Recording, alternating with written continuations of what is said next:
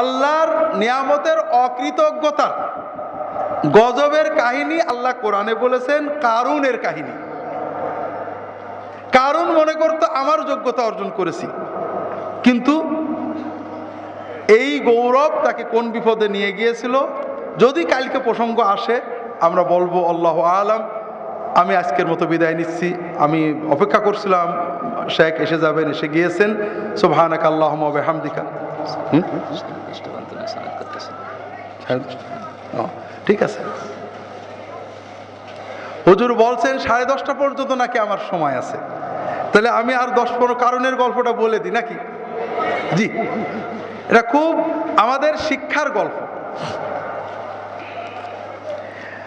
আল্লাহ বলছেন ইন্না কারুন কানা মিন কওমে মূসা ফাবাগা আলাইহিম ওয়া আতাইনাহু মিনাল কুনুজ মা ইন্না মাফাতিহাহু লাতানু বিল উসবাতি উলিল কুওয়া ইয ক্বালা লাহু কওমুহু লা তাফরাহ ইন্নাল্লাহা লা ইউহিব্বুল ফারিহিন। কারুন মূসার কওমের অন্তর্ভুক্ত ছিল, কিন্তু সে তাদের উপর বিদ্রোহ করল। আমি তাকে এত সম্পদ দিয়েছিলাম যে সম্পদ বহন করার জন্য, সম্পদ নয়, সম্পদের যে সিন্ধুকগুলো ছিল, সিন্ধুকের চাবি বহন করার জন্য একটা বাহিনী লাগতো। আগেকার জামানায় তো ক্রেডিট কার্ড ছিল না, ছিল নাকি? ব্যাংকও ছিল না, আর টাকা ছিল সোনা রূপা ইত্যাদি। এগুলো কিছু হলেই একটা সিন্ধুকে ভরে রাখা হতো, ভরে রাখা হতো, ভরে রাখা হতো। কাগজের টাকা তো ছিল না। তার এই সোনা রূপা টাকা সম্পদ এত হয়েছিল যে তার এই সিন্ধুকগুলো চাবি দেওয়ার পরে চাবিগুলো বহন করার জন্য একটা বাহিনী লাগতো। ইয ক্বালা লাহু কওমুহু, তার কওমের ভালো মানুষগুলো তার কাছে এসে বলল লা তাফরাহ, অহংকার করো না। ক্ষমতার গৌরব, সম্পদের গৌরব, টাকার গৌরব এগুলো করো না। আল্লাহ অহংকারীকে পছন্দ করেন না।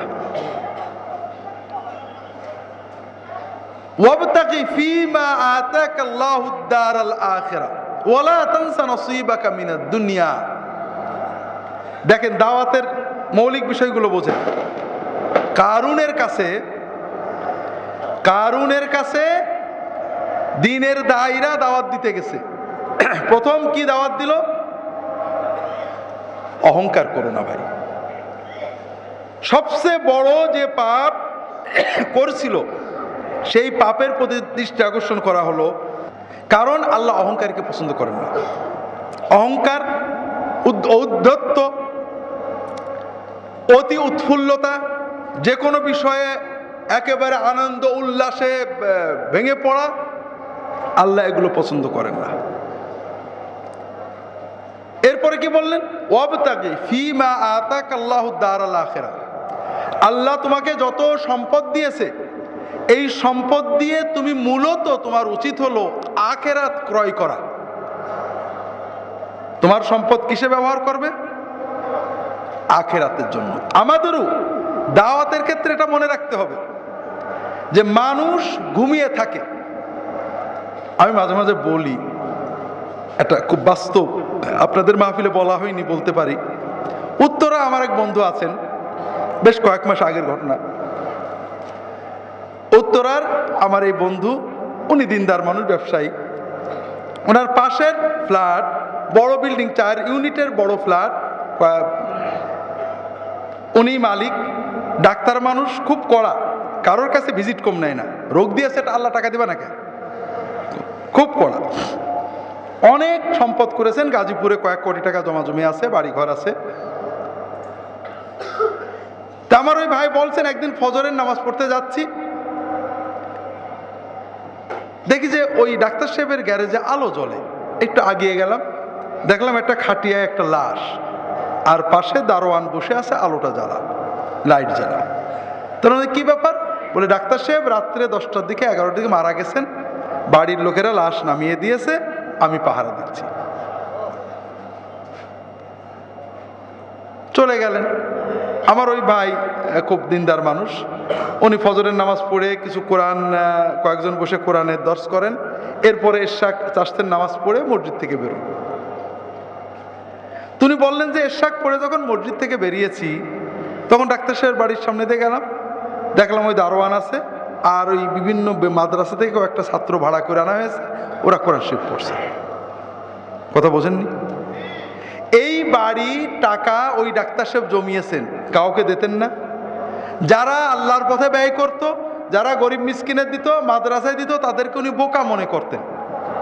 উনি বলতেন বোকা, এই হুজুরদের টাকা দিয়ে বেড়াচ্ছে। উনি টাকা জমিয়েছেন, বাড়ি করেছেন, ঠিক না? এবং এই বাড়িটাকে উনি নিজের বাড়ি মনে করতেন, ঠিক না বেঠিক? ওই বাড়িতেই উনি মারা গেছেন, রাস্তাঘাটে না, কিন্তু নিজের বাড়িতে নিজের ঘরে রাত 10টায় মরার পরও 6 ঘন্টার জন্য তার লাশটার স্থান হয়নি। কথা বুঝতে পেরেছেন? কথা বোঝেননি? লাশটাকে নিচেই নামিয়ে দিয়ে কিন্তু আপনজনেরা কেউ নেমে আসেনি, ওরা উপরেই ঘুমাচ্ছে। লাশের কাছে কে আছে? দারোয়ান আছে। কিন্তু এই ব্যক্তি যদি তার টাকা থেকে মসজিদ, মাদ্রাসা, মক্তব, জনকল্যাণ প্রতিষ্ঠান ও এতিম, বিধবা, অসহায়দের দান করত, তাহলে ও কি কোনোদিন একা মরত? ওর অসুস্থতার খবর পেলেই অন্তরের ভালোবাসা নিয়ে শত শত তালবেলেম, আলেম, দিনদার মানুষেরা ওর চারিপাশে ভিড় করত, ঠিক না? যাদেরকে ও আপন মনে করেছে ওরা তো আপন না, আর যাদেরকে পর মনে করেছিল তারাই আসলে আপন হতে পারতো, ঠিক না? আমাদের মানব জীবনের সফলতা হলো যে আখেরাত কেনার জন্য চেষ্টা করা। আপনি যখন আখেরাত কেনার জন্য চেষ্টা করবেন, আপনার দুনিয়াও সফলতা মণ্ডিত হবে।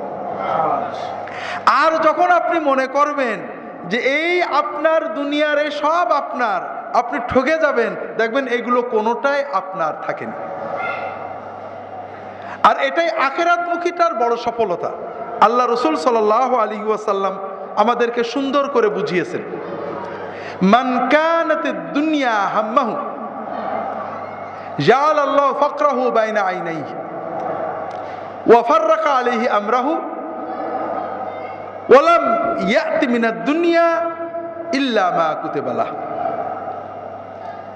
যে ব্যক্তি দুনিয়া নিয়ে চিন্তা করে, শুধু দুনিয়ার গেইন লাভের জন্য চিন্তা করে, যার চিন্তা চেতনা, মনের আশা বাসনা, লক্ষ্য গোল দুনিয়া নিয়ে, আল্লাহ তাকে 3টে বিষয় দান করেন। কয়টা? 1 নম্বর, তার চোখের সামনে দারিদ্র ঝুলিয়ে রাখেন। তার মানে কি? পিছনে ব্যাংকে কয়েকশো কোটি টাকা আছে, কিন্তু একটু মনে পড়ছে না, চোখের সামনে অভাব। 2 লাখ টাকার জন্য দুর্নীতি করে, ব্যাংকে, সুইস ব্যাংকে টাকা আছে, তারপরও একটা চাকরি দেওয়ার জন্য 2 লাখ, 3 লাখ, 5 লাখ নাই, আছে না নেই? একটা বিচার করার জন্য নাই। কোটি কোটি টাকার সম্পদ সারা বিশ্বে আছে, তারপরেও 2 বিঘা জমি কেড়ে নেওয়ার জন্য মানুষের দলিল ছিনিয়ে নেয়, আছে না নেই?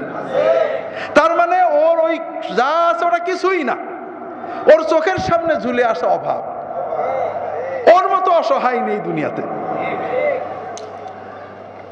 ওয়াফাররাকা আলাইহি আমরাহু, তার কাজ কামগুলো বিক্ষিপ্ত হয়ে যায়। এই দিকতে ধরলে এদিকে দৌড় মারে, এদিকতে ধরলে ওইদিকে দৌড় মারে, তার কাজ কাম বিক্ষিপ্ত হয়ে যায়। সারাদিন চলে যায় কাজ শেষ করতে করতে, মনের শান্তি নেই, ঘুম ঠিক মতো হয় না, ঘুমের ওষুধ খেয়ে ঘুমান লাগে।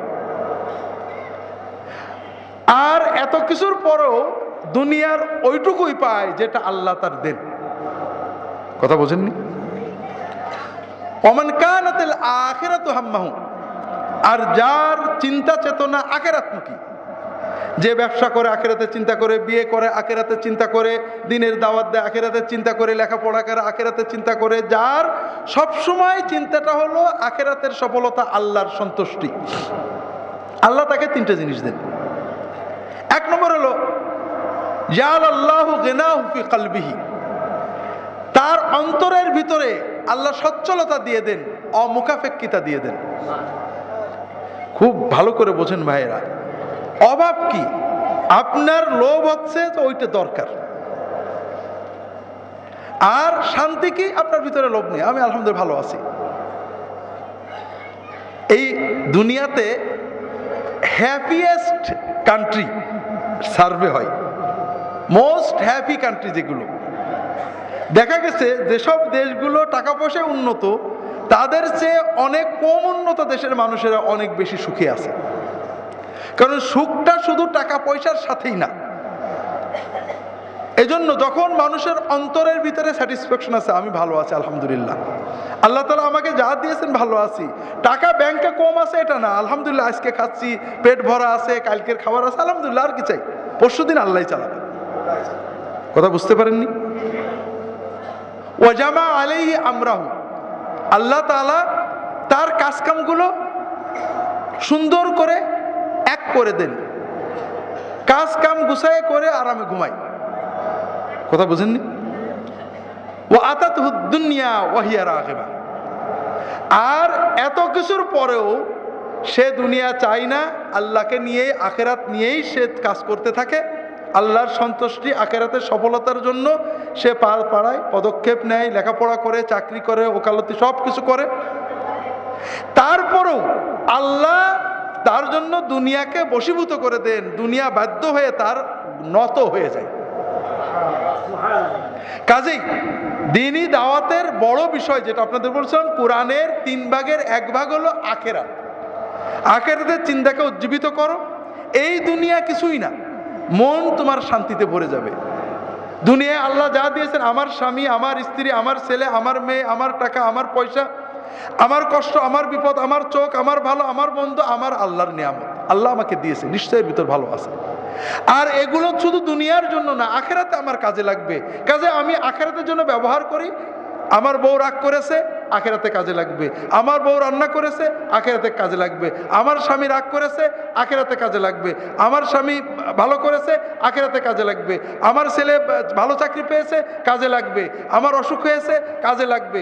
আমার চিন্তা যখন আখিরাতমুখী হবে, তখন দুনিয়াটা আমার জন্য আনন্দময় হয়ে যাবে। যেমন একটা ছাত্র যখন পরীক্ষায় ভালো করব এই জন্য পড়াটা কিন্তু তার আনন্দের বিষয়ে পরিণত হয়ে যায়, পড়াটা তার একটা আনন্দের অভ্যাসে পরিণত হয়ে যায়। কাজেই এই দুনিয়ার জীবন আখিরাতমুখিতার মাধ্যমে উপভোগ করা যায়।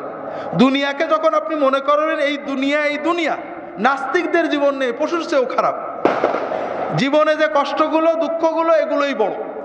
আর মুমিনের যেহেতু আখিরাতের চিন্তা থাকে, এই জন্য মুমিনের জীবনে কোনো ব্যর্থতা নেই, কোনো ক্রন্দন নেই, কোনো হতাশা নেই। আর এজন্যই আল্লাহর দাওয়াতের প্রথম যে জিনিসটা ওই দায়রা যে বোঝালেন, তুমি আখিরাতমুখী হও। ওয়ালা তানসা নসিবাকা মিনাদ দুনিয়া। আখিরাতমুখী হও মানে কি? দুনিয়ায় খড়ম পড়ে বেড়াও না। তোমার আল্লাহ যে পরিমাণ টাকা দিয়েছে, অর্থনৈতিক পর্যায় অনুযায়ী তোমার গাড়ি থাকবে, বাড়ি থাকবে, আনন্দ থাকবে, থাকুক, কিন্তু তোমার ম্যাক্সিমাম হবে আখিরাতের জন্য, সাধারণ হবে দুনিয়ার জন্য। ওয়া আহসিন কামা আহসানাল্লাহু ইলাইক। আল্লাহ যেমন তোমাকে উপকার করেছেন, তুমি আল্লাহর বান্দাদের কল্যাণে হাত বাড়িয়ে দাও। এই সব নসিহত শুনে কারণ কি বলল? ক্বালা ইন্নামা উতিতুহু আলা ইলমিন ইনদি। তোমরা কি ওয়াজ করছো? আল্লাহ দিয়েছে, আহসেন কামা আহসান। আল্লাহ আমার দয়া করেছে। কিসে আল্লাহ দয়া করেছে? আমি আমার যোগ্যতা দিয়ে, বুদ্ধি দিয়ে, জ্ঞান দিয়ে, প্রজ্ঞা দিয়ে, বিজ্ঞান দিয়ে আমি এটা অর্জন করেছি। আল্লাহ দিয়েছে মানে আল্লাহকে আসমান তেমন দিয়েছে নাকি? কথা বোঝেননি? এরপরের পরিণতি আপনারা জানেন। আল্লাহ বললেন যে তোমার মতো এরকম অনেক অহংকারী আগেও ধ্বংস হয়েছে, তোমার ধ্বংস দেরি নেই। দুনিয়ার মানুষেরা, দুর্বল ইমান মানুষেরা জাগতিক চাকচিক্যে কারুনের মতো সম্পদ চাইতো। যখন আল্লাহ কারুনকে ধ্বংস করে দিলেন, তখন মুমিনরা বলতে লাগলো, হাই, দুনিয়ার চাকচিক্য বড় জিনিস না, আখিরাতের জীবনই বড়। তো ভাইরা, আল্লাহর নিয়ামতের প্রতি কৃতজ্ঞতা, আখিরাতমুখিতা, দাওয়ামুখিতা, এটা আমাদের আলোচনার মূল বিষয় ছিল। আপনারা যদি অনুভব করতে পারেন, আল্লাহ যদি আমাকে আপনাকে ঠিক সুন্নত মোতাবেক দাওয়াতের তৌফিক দেন, উম্মতের দলাদলি ইখতিলাফ দূর করে, তাফাররুক বিভেদ দূর করে ঐক্য এবং জামায়াতের দাওয়াত দেওয়ার তৌফিক আল্লাহ তাআলা আমাদের দেন, এটা বড় সৌভাগ্য বলে গণ্য করব আমরা। আল্লাহ তাআলা আমাদের সবাইকে তৌফিক দান করুন, আমিন।